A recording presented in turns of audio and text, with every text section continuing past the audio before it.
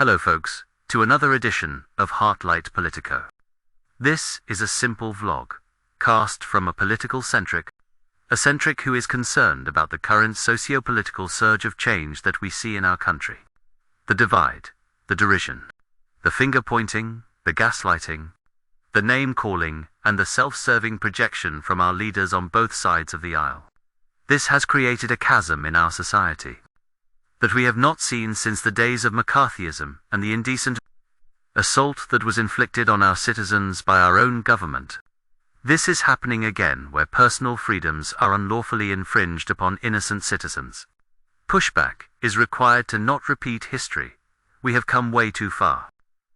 My biggest concern is the rise of misogynist influencers that are gaining many new followers every day. Influencers that have common ground of proclaiming women are less than men.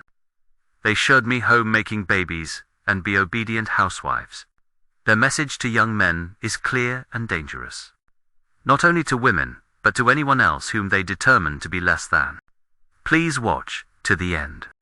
These are Mitch McConnell's words, where he will highlight the many reasons for the growing concern of the rise of misogyny in America. This rise is supported by a growing number of theocratic leaders who are influencing many of our nation's young men with this dangerous and toxic rhetoric. Mitch and many others are now sounding the alarm, and who Fimri stand behind no king's It is 2025. The world hums with a quiet, electric energy. We carry supercomputers in our pockets that connect us to everything, all the time. Our homes listen to us, adjusting the lights and temperature with a simple voice command. Self-driving cars glide down city streets, a sight that once belonged only to science fiction movies we watched as kids. We live in the future we were promised, a world of incredible convenience and technological wonder. It's a strange feeling, living inside a story that used to be just for entertainment. It's both amazing and a little unsettling, like we're all part of a giant unfolding experiment we don't fully understand. This high-tech world is a stark contrast to the one many of our fathers and grandfathers knew. Theirs was a world built on physical effort, on clear hierarchies and defined roles. Men were expected to be providers, protectors, and leaders in a very tangible way. They built bridges, fought wars, and ran the big companies. That structure provided a sense of purpose, a clear path to follow. It wasn't always fair, especially for women, but it was simple. Today, that old world of unquestioned male authority has faded. The rules have changed, equality is the goal, and that's a powerful, necessary shift. But with any great change comes friction. The ground has shifted beneath our feet, and not everyone has found their balance. For many men, especially young men, the old scripts have been thrown out, but no one has handed them a new one. They look around and see a world that feels complex and confusing. The traditional paths to manhood, physical labor, military service, and even rough-and-tumble sports are less common or have been fundamentally altered. This isn't a complaint about progress. It's an observation about the void it can leave behind. When old sources of identity disappear, people start looking for new ones, sometimes in dangerous places. This feeling of being adrift is a quiet but powerful force in our society. Now, many feel like they're navigating this new, technologically advanced landscape completely on their own. Section 2. Where did the men go? Vanishing spaces and fading vigor. Look around at the landscape of modern life.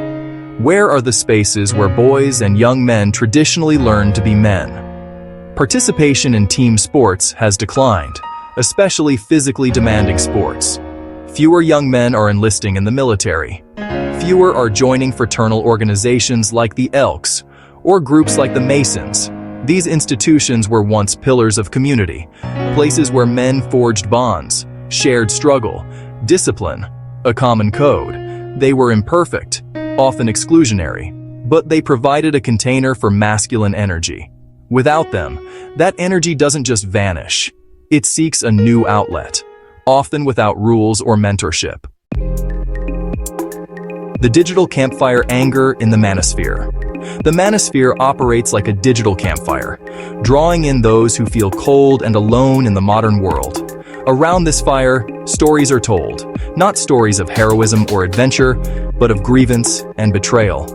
These narratives are incredibly simple and repetitive. Men are the true victims of society. Feminism has destroyed the natural order. Women are manipulative and selfish. The language is coarse and aggressive, filled with inside jokes and derogatory terms designed to create a strong sense of in-group identity. What makes these online spaces so effective is their ability to create an echo chamber. An algorithm on a platform like YouTube or TikTok learns that a user is interested in content critical of feminism. It then feeds him a steady, escalating diet of similar videos. What starts as a seemingly harmless clip about dating difficulties can lead, click by click, to a fire hose of misogynistic rants, conspiracy theories, outright calls for subjugating women. The ideas brewing in the Manosphere do not stay online. They spill out into the real world with devastating consequences. The most visible impact is on the safety and well-being of women. Online harassment has become a constant threat, especially for women in public-facing roles. Female politicians, journalists, creators are bombarded with a torrent of vile, misogynistic abuse, including detailed threats of sexual assault, including detailed death threats. This isn't just trolls being trolls.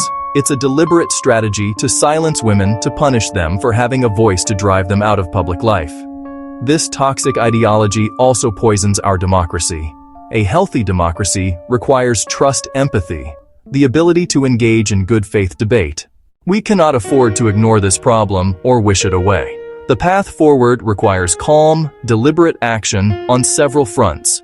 First and foremost, we must reaffirm our commitment to equal rights and enforce the laws that protect them. Freedom of speech does not include the right to make credible threats of violence or to engage in targeted harassment. Tech companies must be held accountable for the hate that spreads on their platforms. They have the tools to limit the reach of radicalizing content, and they must be pressured by both the public and regulators to use them responsibly. Beyond regulation, we need a cultural and educational renewal. We must do a better job of raising boys into healthy men. This work starts in our families and schools. We need to teach young men about respect, empathy, consent from an early age. They need to see a model of masculinity that isn't based on dominance or aggression, but on strength, kindness, responsibility, respect, and self-worth.